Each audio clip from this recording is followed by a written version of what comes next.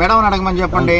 10 నెలలుగా వెంపర్లాడుతూ డీసీఎంఎస్లో ఏమన్నా దొరకద్దని చెప్పేసి భూతత్వం పెట్టి ఎతుకుతుంది కదా, ఇంకా చూపించవచ్చు కదా. ఎవరు అవినీతి పడడం తెలిసిపోద్ది కదా. త్వరలో కూడా రేపు ఎల్లుండో స్పెషల్ బులెటిన్ ఒకటి రిలీజ్ చేస్తా ఎల్లుండి. దాంట్లో ఎంతవరకు ఈ నియోజకవర్గం అవినీతికి పాల్పడుతుంది మొత్తం చెప్తాం. పెయిడ్ ఆర్టిస్టులుగా వస్తూ ఉన్నారు కొంతమంది. ఏంటంటే చలపతిరావుని తిట్టొస్తే మీకు ఒక ఇరిగేషన్ వర్క్ ఇస్తా, నువ్వు పోయి మీరు ముందు తిట్టేసి వస్తే, నిన్న మీకు తెలుసో తెలీదో, నిన్న జరిగినటువంటి ప్రెస్ మీట్ ఇందాక మా పిల్లకాయలు చూపిస్తుంటే చూసా. అది ఒక ఎంటెక్ ఒక ఎగ్జామ్ లాగా ఒక్కొక్కరు రాస్తే మార్కులు ఇప్పుడు దిస్తున్నారంట. ఎవరికి ఎన్ని మార్కులు వస్తే ఆయన వర్కులు అంట. సో దానికోసం వెంపర్లాడుతూ వచ్చారు నిన్న. పాపం ఒక ఆయన అయితే పాపం తెలుగుదేశంలో ఎప్పుడో పాపం ప్రతిపక్షంలో ఉంటే ఇబ్బంది పడతా ఉండి పాపం అతను అక్కడి నుంచి ఇక్కడికి రావాలన్నా కూడా రాలేడు. అంత పాపం అలుపు ఎక్కువ వ్యక్తి. ఆయన కూడా వచ్చి నేను మాట్లాడేటికి వచ్చి ఏంటంటే, నాకు ఇరిగేషన్ వర్క్లో రేపు నువ్వు కానీ లేకపోతే నువ్వు కానీ నేను మాట్లాడకపోతే నీకు ఇరిగేషన్ వర్క్ ఇచ్చే పరిస్థితి లేదు, నువ్వు వాడిపోయి మాట్లాడేసి రమ్మంటే వచ్చాను స్వామి, అంతకన్నా నాదేం లేదు. నేను మాట్లాడేది ఏముంది, సంక్షేమం అభివృద్ధి మా భలే చేసామని చెప్తాను, అంతకని నేనేం చెప్తానన్నా అని చెప్తున్నాను. సంక్షేమ అభివృద్ధి కూడా దేనికైనా రెడీ, సిద్ధమైతే దేనికైనా సిద్ధమే. ఊరినే వచ్చి వాడు కూడా డిఫాల్టరు, ఒకడు వచ్చేసి వాడితో మాట్లాడాల్సిన అవసరం లేదు, ఒకడు వచ్చి రౌడీ చేటరు, వాడు వచ్చేసి ఇప్పుడు కూడా వాడు ప్రతి ఒక్కటి చిన్న ఆయన ఆస్తి పెట్టి కుదవబెట్టున్నాడు.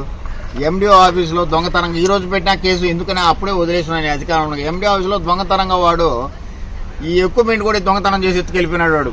సరే సీసీ ఫుటేజ్లు కూడా ఆ రోజు ఉండేవి, ఇప్పుడైతే లేదు.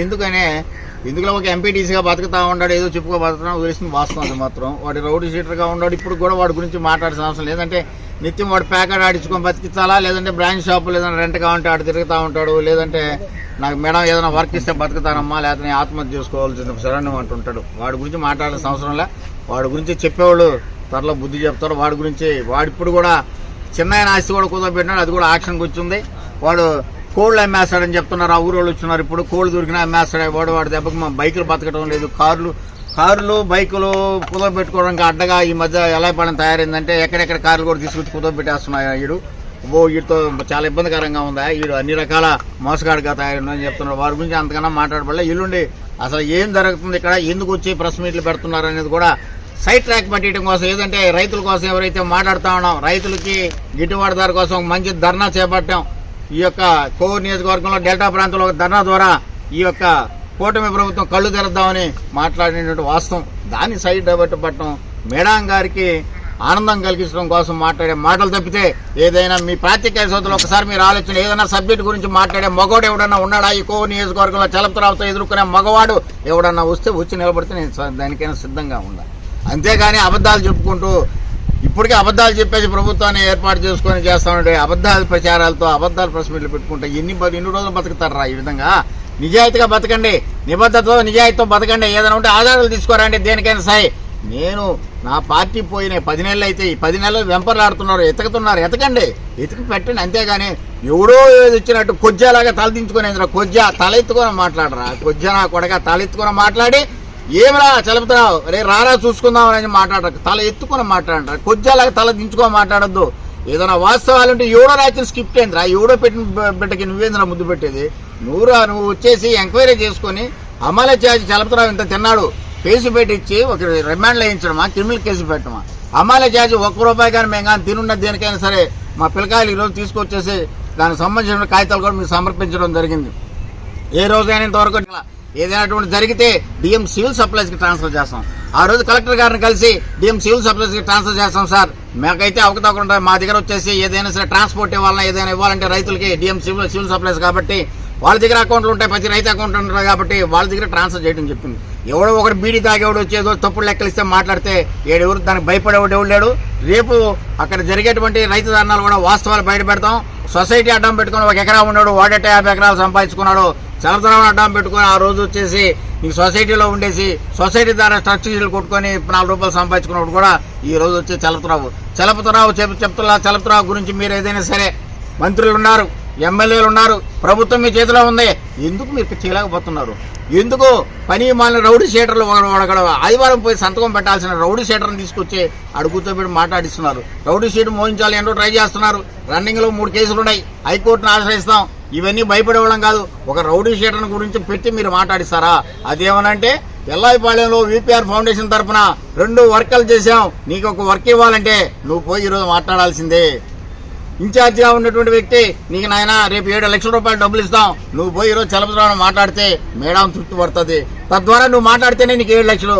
రేపు యూపీఆర్ ఫౌండేషన్ ద్వారా ఎన్ని వర్కులు జరిగినాయి, ఎన్ని ఫ్రీగా జరిగినాయి, ఎంత మందికి ఈ రోజు జోబీలు నడుతున్నాయి, ఇన్ఛార్జీల జోబీలు ఏ విధంగా 7 కోట్లు పోతుందో ప్రతి ఒక్కటి క్షుణ్ణంగా ఏ వర్క్ ఎక్కడ జరిగింది, ఏది యూపీఆర్ ఫౌండేషన్ దగ్గర ఫ్రీగా చేశారా, ఏ వర్క్ ఫ్రీగా చేశారో చూపించాల్సిన పరిస్థితి ఈ రోజు ఎవరైతే చెప్తా ఉన్నారో మేమంతా యూపీఆర్ దాని మీద ఫ్రీగా చేయిస్తా ఉన్నారో ఒకసారి కళ్ళు తెరవండి. తెలుగుదేశం ఉన్నటువంటి నాయకులు కార్యకర్తలరా, ఇవన్నీ చేసుకొని ఇన్ఛార్జి జోబీలో పోతా ఉన్నాయి నాయన. నిన్న మొన్నటి దాకా ఫ్రీ ఫ్రీ ఫ్రీ అన్నది ఇంట్లో కూర్చొని రికార్డులు చేయించుకొని రేపు ఇరును కూడా పేమెంట్లు జరిగిన పరిస్థితి ఏర్పడదు. ఈ పేమెంట్లు మీకు కావాలంటే చలపతిరావుని అటాక్ చేయండి, చలపతిరావుని కొట్టండి, చలపతిరావు మీద మీరు ప్రెస్ మీట్లు పెట్టండి, పెడితేనే మీకు పేమెంట్లు అని చెప్పి ఇన్ఛార్జీలకి హోమ్ జారీ చేసి బయట ఇన్ఛార్జీలను పెట్టి పెత్తనం వెళ్తున్నటువంటి నియోజకవర్గం ఏదైనా ఉంది ఈ రాష్ట్రంలో అంటే అది కోవూరు నియోజకవర్గం. అంతేగాని ఎవడో ఎదవా పనికి మాలినట్టు ఎదవా పనికి మనం ఉండా వచ్చి మాట్లాడితే భయపడే పరిస్థితి కాదు. ఎక్కడి నుంచో మొత్తం తీసుకొచ్చి జల్లిడి బట్టి నేనైతే ఫ్రెష్ మీట్కి రాను, నేను మాట్లాడనమ్మా, నా వల్ల కాదు నా వల్ల కాదు నా వల్ల కాదు అంటుంటే మీరు మాట్లాడితేనే మీకు వర్క్, మీరు తిడితేనే మీకు పదవులు, మీరేమైనా మాట్లాడితేనే మీకు క్యాష్, లేదంటే మీకు కవర్లు, మీకు పదవులు కావాలన్నా ఇంకేదైనా కావాలన్నా ప్రెస్ మీట్లో ఒక మగాడు ఉన్నాడు ఈ కోవూరు నియోజకవర్గంలో, వాడిని ఎదుర్కొని నా దగ్గరికి రాని మీకు ఏం కావాలన్నా ఇస్తాననే పరిస్థితికి ఈరోజు కోవూరు శాసనసభ్యురాలు దిగజారిపోయారు. మరి ఏమైనా ఉంటే నా మీద ఏమైనా పోరాటం, నా మీద ఏమైనా అవినీతి ఉంటే ప్రభుత్వం మీ చేతిలో ఉంది, సిగ్గులేదని అడుగుతున్నా.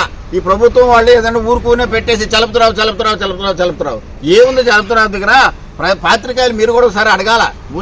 మేము అడుగుతున్నామన్నా వాళ్ళు చెప్పడం లేదు కాదు. నిన్న 2 కోట్ల దానికి ఏది ఆధారాలు, నేను ఈరోజు ఆధారాలతో మా వాళ్ళు చూపించారు.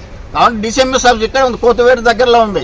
డిసిఎంఎస్ ఆఫీస్కి ఎంత కమిషన్ వచ్చింది, ఎంత అమాలిసికి కట్టాలి, ఎంత గోతాలకు కట్టాలి, ఎంత వచ్చి అక్కడ ఉన్నటువంటి స్టాఫ్ శాలరీస్ ఎంత పక్కగా ప్రతి ఒకటి ఉంది. డిసిఎంఎస్ లో ఎంతో మంది అగ్ర నాయకులు అగ్ర కులస్తులు వచ్చేసి ఎంతో మంది చైర్మన్ గా చేసిన ఆస్తులు అమ్ముకున్నారు. కానీ చలపతిరావు ఒక ఆస్తి అమ్మకుండా డిసిఎంఎస్ కి నిలకడగా డిసిఎంఎస్ కి లాభాల బాటలో తీసుకొచ్చి ఈ డిసిఎంఎస్ ఈ రాష్ట్రంలో నెల్లూరులో డిసిఎంఎస్ ఉంది, ఆ విధంగా చూసి నేర్చుకోండి అని కూడా సీఎం చేత ప్రశంసలు పొందినటువంటి డిసిఎంఎస్ చైర్మన్ గా వీరు చలపతిరావు ఉన్నాడు.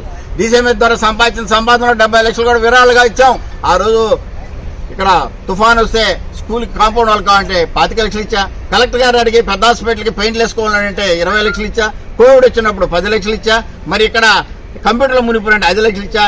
ఏదైనా కానీ చిత్తశుద్ధితో పనిచేసినా కానీ మీలాగా మీ యొక్క వెనకున్నటువంటి ఇన్ఛార్జిలాగా మీ పని మాలినటువంటి రౌడీ షీటర్ లాగా వాళ్ళకి సంబంధించినటువంటి ప్యాకెట్ ఆడిచ్చేవాళ్ళలాగా సాయంకాలం అయితే బ్రాంచీ షాపుల దగ్గర వచ్చేసి బిల్ షాపులు అమ్మించేటట్టు దాకా పొద్దుపోతే గ్రావులు తోలుకొని ఇసుక తోలిచ్చేవాళ్ళు కాక నేనేం చేయటంలే, నిజాయితీగా నిబద్ధతతో ఉన్నా. ఇంకా సిగ్గు దించుకొని తల ఉంచుకోవాలా. నిన్న వాడు కిందకి గుద్దలో పెట్టుకొని చదువుతున్నా, అటు కాదురా బేటా పైకెత్తి చదువురా, పైకెత్తురా. చలపతిరావు పైకెత్తి మాట్లాడతాడరా, కింద దిగి మాట్లాడు, పైకెత్తి మాట్లాడుతాడు. పైకెత్తి మాట్లాడితే నీ యొక్క దమ్ము ధైర్యం నువ్వేందో తెలుస్తుంది. అంతేగాని ఎవడో స్క్రిప్ట్ ఇస్తే నువ్వేంద్రా చదివేది బేటా, ఎవరో స్క్రిప్ట్ ఇచ్చా కదరా. ఇప్పటికి నేను దిగేసి 8 ఏ రోజైతే గవర్నమెంట్ ఫామ్ అయిందో ఫామ్ అయిన 4వ తేదీ రిజైన్ చేశాడు పారేసా. ఆ రోజు నుంచి ఎంపర్లు ఆడుతున్నారు. ఎతకండి నిన్నటికి మొన్నటికి వచ్చేసి బియ్యం సస్పెండ్ కాల. బియ్యం గారు మీరు అడ్డంగా ఉండరు, మాకు చలపతిరావు గురించి మేము పూర్తిగా ఎంక్వైరీ చేయాలంటే